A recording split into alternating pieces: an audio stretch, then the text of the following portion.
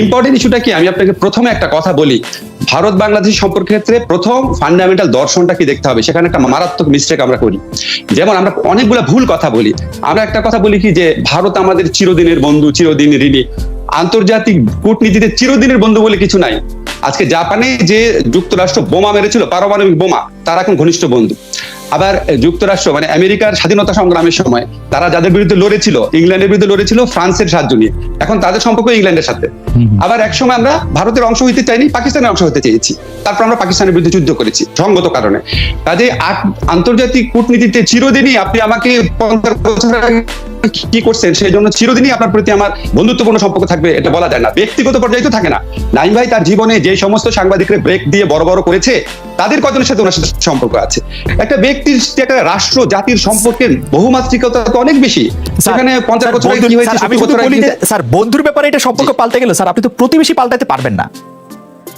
না, প্রতিবেশী পাল্টাতে পারবো না, প্রতিবেশীর সাথে সব, আমি তো সেটা বলছি না। আমি বলছি প্রতিবেশীর সাথে সম্পর্ক পাল্টায়, এটা স্ট্যাটিক থাকে না। সেকেন্ড যে ভুলটা আমরা করি, আমরা সবসময় বলি যে আমরা ভারতের প্রতি চিরকৃতজ্ঞ। এটা পার্শিয়ালি ট্রু। ভারতও আমাদের প্রতি চিরকৃতজ্ঞ, অন্তত থাকা উচিত। কারণ আপনি যদি দেখেন, একটা যে কোনো সাধারণ বিবেক বুদ্ধি সম্পন্ন মানুষ বুঝবে যে বাংলাদেশ স্বাধীন হওয়ার কারণে ভারতের কত লাভ হয়েছে। ভারতের দুই প্রান্তে দুইটা পাকিস্তান নাই, ভারতের দুই প্রান্ত থেকে পারমাণবিক বোমা ভারতের দিকে তাক করা নাই, আর বাকি সব সুবিধা বাদই দিলাম। তারপর বাংলাদেশকে বাজার হিসাবে যেভাবে ব্যবহার করার সুযোগ ভারতের হয়েছে, স্বাধীন হওয়ার কারণে বাংলাদেশে ভারতীয় লোকদের চাকরির যে সুযোগ হয়েছে, যেটা ফিফথ রেমিটেন্স রিসিভিং কান্ট্রি হয়ে গেছে বাংলাদেশ, রেমিটেন্স সেন্ডিং কান্ট্রি হয়ে গেছে বাংলাদেশ, এরকম আরো কিছু কানেক্টিভিটি ক্ষেত্রে যে সুবিধা হয়েছে, এটা কি পুরো পাকিস্তান থাকলে সম্ভব হতো? কাজে দুই রাষ্ট্রের ক্ষেত্রে এটা মিউচুয়ালি উইন উইন সিচুয়েশন ছিল। এখানে এক ধরনের হীনমন্যতা তৈরি করা হয়, ভারত আমাকে স্বাধীন করে বিরাট উপকার করেছে, তাই ভারতের সবকিছু আমি সহ্য করবো। এই ফান্ডামেন্টাল দর্শনটা প্রচন্ড ভুল। এটা একমাত্র দেশদ্রোহী এবং স্টুপিড ছাড়া কারো করার কথা না। এটা দুই দেশেরই স্বাধীন হওয়াটা দুই দেশের জন্য পারস্পরিকভাবে লাভবান হয়েছে। এই দর্শনের উপর ভিত্তি করে আমাদের সম্পর্ক হতে হবে উইন উইন সিচুয়েশনে। ভারত লাভবান হবে, বাংলাদেশও লাভবান হবে। এই জিনিসটা আমরা দেখি না, আমরা বহু বছর ধরে এটা দেখি না। এবং এই সরকারের আমলে মোমেন সাহেব যেটা বলেছে, আমার ব্যক্তিগত ধারণা যদি বলেন, আমি অন্তর থেকে বিশ্বাস করি যে শেখ হাসিনা গভর্নমেন্ট যদি এইটুক নিশ্চয়তা পায় যে আমি ক্ষমতায় থাকবো, এটা হচ্ছে তার প্রথম অগ্রাধিকার। পরের হচ্ছে দেশের স্বার্থ। প্রথম অগ্রাধিকার পূরণ হইলেই ভারতকে ওনারা সবকিছু দিতে রাজি আছে, এটা আমি অন্তঃস্থল থেকে বিশ্বাস করি। দেশের স্বার্থ এখানে গৌণ ব্যাপার। এবং আপনি যদি সময় চান, অনেক যে কোনো, আপনি কি রিভার নিয়ে আলোচনা করবেন, ট্রেড নিয়ে আলোচনা করবেন, তারপর সোকল যে স্থল সীমান্ত হলো সেটা আলোচনা করবেন। আমি খুব ভালো মতো বাংলাদেশ সরকারের গত ভারত নীতি ফলো করি। আমি আজকেও একটা প্রথম আলোতে লেখা লিখেছি, আপনি দেখেছেন। আমি এখন, আপনি যদি বলেন আপনি কি তিস্তা চুক্তি আশা করেছিলেন, আমি কি স্টুপিড? আমি আশা করবো কেন? আমি তো জানি তিস্তা চুক্তি হবে না। আমি কি আশা করেছিলাম সীমান্তে আমাদেরকে হত্যা করা বন্ধ হবে? আমি আশাই করি নাই। যেখানে বাংলাদেশের মন্ত্রীরাই বলে সীমান্তে নাকি অপরাধীরা মারা যাচ্ছে, পৃথিবীতে এরকম কোনো মানে এই রকম কোনো বেইমানি কথাবার্তা কোনো সরকারের মুখ থেকে শুনেছেন? নিজের দেশের নাগরিক মারা যাচ্ছে, আমি সেটাকে জাস্টিফাই করছি, তাদেরকে চোরাচালানি বলে। How do you know? আপনি কি বিচার করেছেন? আর আপনি যদি চোরাচালান, আপনি গ্রেফতার করবেন, আপনি বডি লাইন গুলি করেন কেন? আপনি দেখেন ভারত আমাদেরকে কি চোখে দেখে। প্রধানমন্ত্রী ওই দেশে থাকা অবস্থাতে একটা সমঝোতা হলো যে সীমান্তে হত্যা কমায় আনা হবে, এই বলা হলো। ওই প্রধানমন্ত্রী ওই দেশে থাকা অবস্থাতে আমাদের একটা তরুণকে হত্যা করা হলো। তো এটা পৃথিবীর, আপনি তো একটা সভ্য দেশে আছেন, জার্মানিতে আছেন, অনেক দেশে গিয়েছেন, নাইম ভাই অনেক দেশে গিয়েছেন। পৃথিবীর কোন দেশ টলারেট করবে? নেপাল টলারেট করেছে কিভাবে গভর্নমেন্ট অ্যান্টি ইন্ডিয়া হয়ে গেছে এই সমস্ত জিনিসের রিপার্কে। সো সবকিছু এই সরকারের কাছে মুখ্য বিবেচনার বিষয় হচ্ছে আমাকে ক্ষমতায় রাখো, তুমি যা চাও দিব। মোমেন সাহেবের কথাতেই এটাই ফুটে উঠেছে। আমরা সবসময় যেটা বলতাম, লিখতাম, এই জন্য প্রধান্বিত হয়ে যে তুই সত্য কথা বলে ফেললি কেন গাধা নাকি, এই ধরনের একটা অ্যাটিটিউড থেকে ওনাকে নেওয়া হয়, ওনাকে হয়তো মন্ত্রিসভা থেকে বাদ দিল। আমি পররাষ্ট্রমন্ত্রীর প্রসঙ্গে আরেকটু কি বলবেন কিনা, যে পররাষ্ট্রমন্ত্রীর যদি এটি একটি গোপন কথা হতো, পররাষ্ট্রমন্ত্রী যদি একটি সিরিয়াস টক হতো, তিনি এটি এসে সংবাদ সম্মেলনে বা সাংবাদিকদের বলতেন কিনা?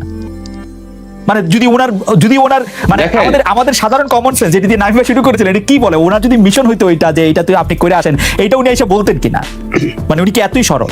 না, এখানে ওনাদের যেটা হয়েছে কি, এখানে তো বাংলাদেশে কোনো অ্যাকাউন্টেবিলিটি নাই। সরকার যা ইচ্ছা বলে, যা ইচ্ছা করে, সরকারের কোনো অ্যাকাউন্টেবিলিটি নাই। বিচার বিভাগের কাছে নাই, সংসদের কাছে নাই, আপনার কোথাও নাই, বিরোধী দলের কাছে নাই, রাজপথে নাই। তো ওরা যা ইচ্ছা বলতে বলতে এমন স্টেজে চলে গেছে যে কোনো কনসিকুয়েন্স নিয়ে চিন্তা করে না। আপনি দেখবেন একটা ছোট্ট বাচ্চাকে যদি আপনি শাসন না করেন, ছোট বাচ্চা তো খুব নিরীহ মানুষ, সেও দেখবেন এমন কথা একটা স্টেজে বলা শুরু করবে, আমার আপনার বাচ্চাই। কোনো অ্যাকাউন্টেবিলিটি নাই। এখন তাদের তো কোনো অ্যাকাউন্টেবিলিটি নেই। উনি এর আগে আরো অনেক আজে বাজে কথা বলেছেন, ভারত বাংলাদেশের সম্পর্ক স্বামী স্ত্রীর মতো। এটা উনি বলেন নাই, সেলফ রেসপেক্ট এটা আসলে উনি বলেন নাই আসিফ ভাই। ভারত বাংলাদেশ না, বলেন কি বলেছিলেন উনি? বলেন নাই, মানে এই কথাটাই হচ্ছে যে আরেকটা ভারতীয় পত্রিকা আরেকটা কাকে উদ্ধৃত করে বলছে, এটা আমি এটা কোনো সত্যতা পাই নাই আর কি, কোনো পত্রিকায় উদ্ধৃতি আকারে শোনা আকারে, এবং তাকে আমি জিজ্ঞেস করছি, তিনি বলছে এই কথা উনি বলেন না, এটা উনি বলেন না। উনি তো পরের কথা অস্বীকার করেছেন। আমি আপনার সাথে অফিসিয়ালি বলে রাখি, আমি যত পত্র পত্রিকা বাংলাদেশে দেখেছি, লিডিং পত্রিকা সহ সব জায়গায় এটা এসেছে, এবং উনি অফিসিয়ালি প্রতিবাদ করেন নাই।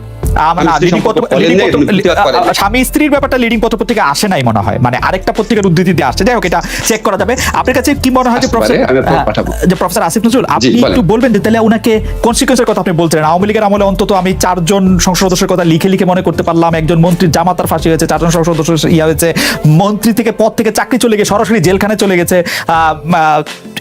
একে বিদেশে নেওয়া হলো না, এগুলি কি আপনি কনসিকুয়েন্স মনে করেন না? মানে ডক্টর মোমেনের কথাই আসি, তাকে বিদেশে নেওয়া হলো না কেন, মানে ভারতে নেওয়া হলো না কেন?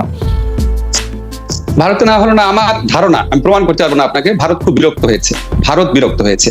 এটা প্রধানমন্ত্রী সফরকালে আমরা একটা রিফ্লেকশন দিচ্ছি। অবশ্যই, কারণ আমি তো বলি, বাংলাদেশ সরকারের যে স্ট্যান্ড ছিল উনি যাবে, এটা ওনাদের ব্রিফিং এ ওনারা বলেছে, যাওয়ার আগের দিনে তো বলেছে উনি যাচ্ছেন। তারপরে কি করতে পারে, যেভাবে উনি জিনিসটাকে উদাম করে দিয়েছেন, এখন একটা সামনে খুব গুরুত্বপূর্ণ সময়। ভারত তো খুব আনস্মার্ট প্লেয়ার না, ভারত মনে করে যে যেটাই করুক না কেন সেটা একদম বলে কয়ে সবার সামনে হাড়ি ভেঙে দিয়ে চাবে না। আমি নাই। ঠিক আছে, জনাব আসিফ নজরুল ফিরে আসছেন। জনাব আসিফ নজরুলের কাছ থেকে আমরা শুনি। জনাব আসিফ নজরুল, আপনি যদি আবার বলতেন যে আসলে কোন জায়গায় আপনি ডিসপ্যারিটিটা দেখেন, কোন জায়গায় আপনি পানির কথা আমরা শুনতে পেরেছি। আমি সব জায়গায় ডিসপ্যারিটি দেখি। আমি কানেক্টিভিটির কথা যদি বলেন, অলরেডি ভারতের 7 সিস্টার কান্ট্রিতে ভারতের কানেক্টিভিটি এস্টাবলিশ হয়েছে, খরচ কমেছে, সময় বেঁচেছে। আমরা কবে থেকে শুনছি যে নেপালে আর ভুটানে আমরা একটা কানেক্টিভিটি পাবো। এখন ওটা আশ্বাসের পর্যায়ে রয়ে গেছে। আপনি যদি অবকাঠামো উন্নয়ন দেখেন, যত অবকাঠামো হচ্ছে ম্যাক্সিমাম হচ্ছে ভারতের সুবিধার জন্য, এবং বাংলাদেশের নদীতে বাদ দিয়ে ভারতের ট্রাক পার করানোর ব্যবস্থা করা হয়েছে। আপনি যদি রামপাল প্রজেক্ট দেখেন, রামপাল প্রজেক্টটা একটা ভয়ঙ্কর পরিবেশ বিনাশী প্রকল্প হতে পারে যে কোনো সময়। এটা শুধুমাত্র ভারতের টাকা বাঁচানোর জন্য প্রকল্পটা একটুখানি সুন্দরবন থেকে দূরে নেওয়া হয় নাই, যাতে সহজে কয়লা আনতে পারে, যাতে লাভ বেশি হয়। আপনি যদি রেমিটেন্সের প্রশ্ন দেখেন, বাংলাদেশের নাগরিকরা দেশে কত টাকা বাংলাদেশে পাঠায়, আর ভারতীয়রা এখান থেকে কত টাকা রেমিটেন্সে পাঠায়। আপনি যদি ব্যবসার সুবিধা দেখেন, আপনি যদি ট্রেডের সুবিধা দেখেন, সমস্ত ক্ষেত্রে ডিসপ্যারিটি নাই এমন কোনো জায়গা নাই। সমস্ত ক্ষেত্রে ডিসপ্যারিটি, ভয়ঙ্কর মাত্রায় ডিসপ্যারিটি। আর আপনারা যে নদীর পানির কথা বলছিলেন না, আমি আজ স্পষ্ট করে একটা প্রথম একটা লেখা লিখেছিলাম। আমি আশা করেছিলাম কিছু মানুষ অন্তত পড়বে, মনে হয় না, মানে বেশি লোকজন দেখেছে। আমি ওখানে ক্যাটাগরিক্যালি দেখিয়েছি যে ভারতের সংবিধানে 2টা লিস্ট আছে, একটা হচ্ছে আপনার ফেডারেল লিস্ট, একটা হচ্ছে স্টেট লিস্ট, আর একটা কনকারেন্ট লিস্ট। স্টেট লিস্টে বলা আছে নদী পানি টানি এগুলি ব্যাপার রাজ্য সরকারের নিয়ন্ত্রণাধীন, তবে এটা শর্তাধীন আছে। ওই শর্তটা কি, সেটা আবার যে NC 56 শিডিউল 1-এ বলা আছে যে এটা যদি কেন্দ্রীয় সরকার মনে করে তাহলে সেটা নিয়ন্ত্রণাধীনে নিতে পারবে। এছাড়া কেন্দ্রীয় সরকারের বিদেশি রাষ্ট্রের সাথে চুক্তি এবং তা বাস্তবায়ন সম্পূর্ণভাবে কেন্দ্রীয় সরকারের এখতিয়ারভুক্ত, রাজ্য সরকারের কিচ্ছু বলার নাই।